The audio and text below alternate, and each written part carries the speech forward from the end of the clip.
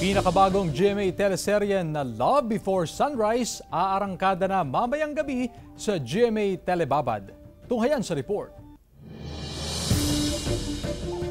Mapipigilan pa ba ang sarili kapag hulog na? Mamayang gabi na ang inaabangang tambalan nila Dennis Trillo at Bea Alonzo sa Love Before Sunrise. Tiyak na kakikiligan ang mga karakter ni Stella at Atom kung saan makakarelate ang mga ordinaryong tao na may mga ordinaryong problema, nagkakamali at nasasaktan. Pero hindi natatakot magmahal. Huwag palampasin ang world television premiere ng Love Before Sunrise mamayang 8:50 PM sa GMA Telebabad. May same-day replay din ito sa GTV, 10:50 PM.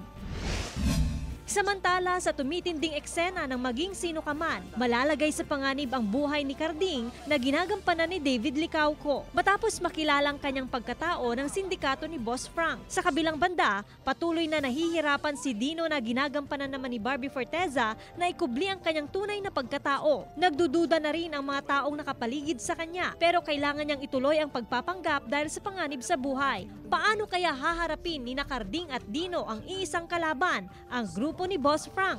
Sundan ang mga susunod na tagpo sa Maging Sino Ka Man, 8 PM pagkatapos ng 24 oras. Joan Punsoy, One North Central Luzon.